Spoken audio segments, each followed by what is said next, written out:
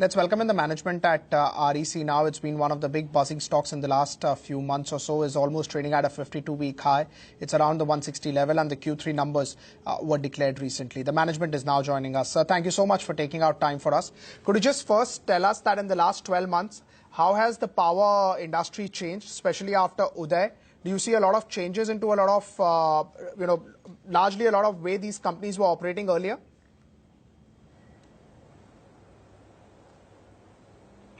Good morning. Thanks for having me here. And let me say this categorically that these are very exciting times for the power sector. The power sector is going through a major transformation which this country has never seen. And first and foremost, the recognition that the power, investment in power is the biggest driver for growth and it has a catalytic effect on the entire growth momentum. And so the government has a very clear policy of providing 24/7 quality for all by 2022, which is a 5-year action plan, and to add the green energy to the tune of 175 gigawatts over this period of time, modernize the entire transmission grid, and kickstart a major transformation in terms of the efficiency in the management of the power utilities, distribution of power to every household, every village. So what the power sector is going through a major transformation, which is reflected in the performance of organization like ours, which is at the center of this power sector financing as well as the power sector development. And especially with reference to what you mentioned about Uday, there are 2-3 major initiatives of government for which we are the nodal agency. One is the Deen Dayal Upadhyay Gram Jyoti Yojana, which seeks to provide power, electricity to every single village. There were 18,452 villages that remained unelectrified at the beginning of the last financial year. So far, 12,500 have been done, and we hope to complete the rest in the next 6 months. There are household electrification, which is progressing at a very fast pace. But most significant of these is the Ujjwal Discom Assurance Yojana, the Uday.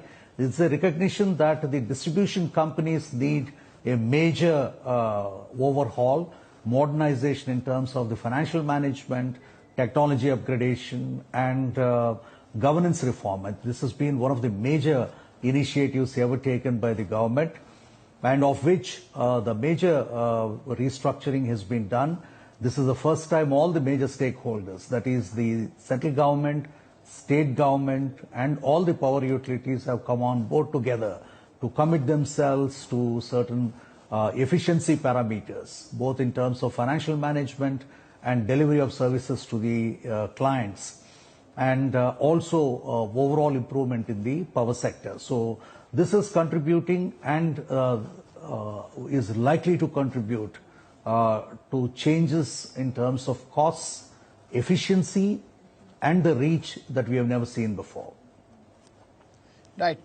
Two more developments after the Q3 numbers was that you are expecting prepayments of around 13,000 crores or more from a couple of states, and as well as earlier there was some indication that REC may be buying Discom bonds or state bonds, but now that's not happening, right?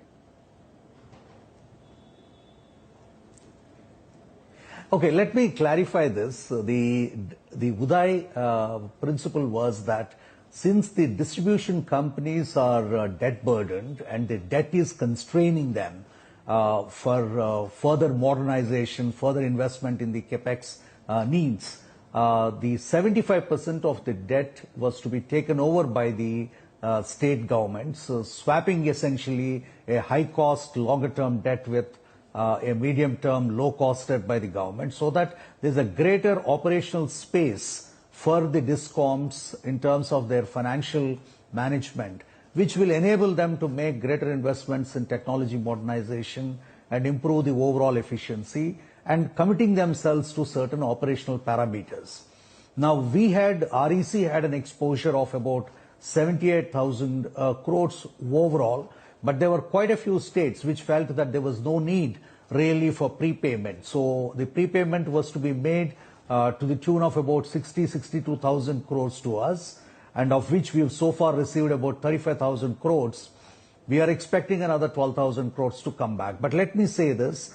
Now, this is essentially a prepayment without penalty, in a way to help the distribution companies not to be burdened with the penal interest. What it translates as far as REC is concerned, it has not affected our performance because we stepped up our disbursements. We were expecting a disbursement of our target was 45,000 crores this year. We are likely to end up with something like 56,000 crores. We have stepped down actually our borrowings this year proportionately to manage our loan book. Our loan book, which should have grown about 15%, to about 2,35,000 crores, has remained broadly around 2,02,000 crores. So it is not overall affected in any way, but let me also say this, that we are in essentially lending business. We are not in the investing business. So we have not subscribed to DISCOM bonds. There's a general perception. So the DISCOM bonds are essentially the government bonds into which various institutional investors and have invested, but REC has not invested into the DISCOM bonds. Right. So, I hope I make slowing myself down clear now. as far as Uday is concerned, but growth has not slowed down. In fact, growth has picked up momentum. We have been growing. Yeah, the growth has picked up momentum. In a way, our sanctions, if you see the current year sanctions, are almost about 75,000 crores. We expect this to be almost touching 80,000 crores plus.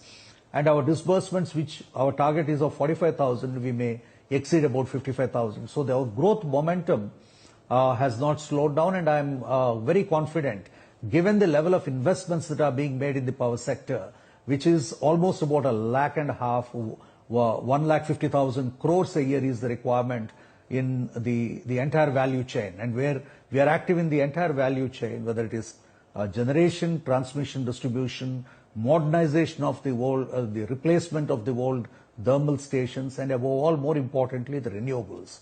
Now, in all these verticals, there's been a quick growth momentum, and we hope to exceed 15% growth in the next year.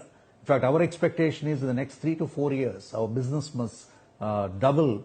So the growth momentum is actually picked up, and it will continue to grow much faster given the demands for investment, especially at the transmission and the distribution network.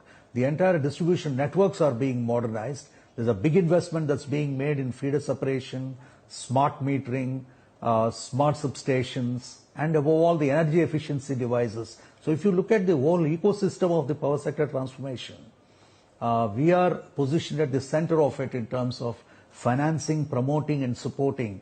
We have 2 subsidiaries which are actively involved in providing project management support, and we have a JV which is involved with the energy saving device application. So it's quite a robust ecosystem that we are witnessing. Right. In terms of growth, do you see renewable energy as now being one of the biggest growth area for the companies? Absolutely. Absolutely. We are already involved actively in this sector, and then we intend to aggressively participate in financing, leading the entire financing of the growth of this renewable sector, and with the ambitions of the government to ensure at least 175 gigawatt additional green energy to the country, of which 100 gigawatts is expected to come from solar. We are very active, and we will continue to be very active. And more importantly is the evacuation infrastructure, the creation of the green corridor for this country, which is the main determinant of the government. We are already involved in that, and then we'll continue to be aggressively participating in creating this evacuation infrastructure and integration with the overall grid.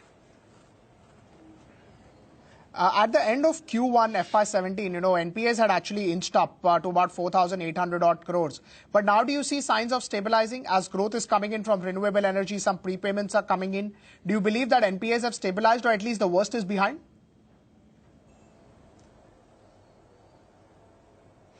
You see, actually, among the peers, we have the lowest non-performing assets. I mean, our gross is about 2.32, and if you see the net, it is as low as 1.6. Our NPAs are actually have declined compared to the last financial of the same period. We have no NPAs at all in the government undertakings in the public sector arena, and whatever remains is in the private sector. We are working quite actively. We have a very clear action plan which we are working with our partners. In most of them, we are one of the co-lenders. We are not the sole lenders. We are lead in many of these cases. We are working together with the other partners to see that we salvage these assets. And so I foresee that, I foresee that we will, NPS have stabilized, and we will ensure that no further accretion takes place. Even our restructured loan assets are declining, and they are likely to sharply decline. So we are not likely to exceed this 2% mark. And as our loan book grows, as our disbursements expand, as a proportion of the overall loan book, our NPAs are likely to come down. So as far as REC is concerned, we have the least of the exposure, and what we have, we are managing fairly well.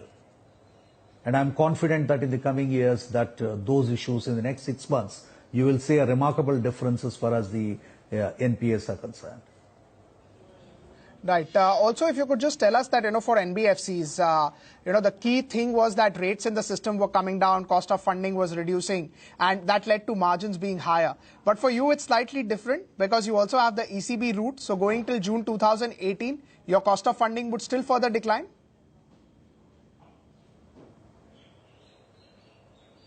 Yes, I mean, in the sense, we are exploring all markets, both the domestic and the external markets. I mean, wherever, I mean, our main objective as a public sector NBFC that is publicly traded, and where 41% of our stock is held by the individuals and the institutions, of which 20% is by the foreign investors. We have a responsibility to our shareholders to ensure we remain profitable, we borrow cheap, we lend at a fairly competitive rate. So we have a dual responsibility to remain profitable, and at the same time to provide investments to the power sector growth at a very competitive rate. And we are managing that.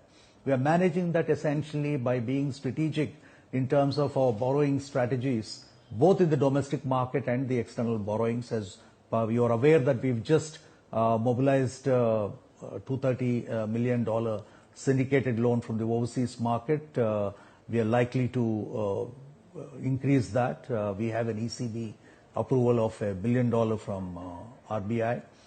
We will continue to pursue that route, and particularly in the green bond market, which is still remains untapped. That's really robust in Europe and some other parts of the world. And considering that we are a major player in the renewable sector, we intend to tap into that.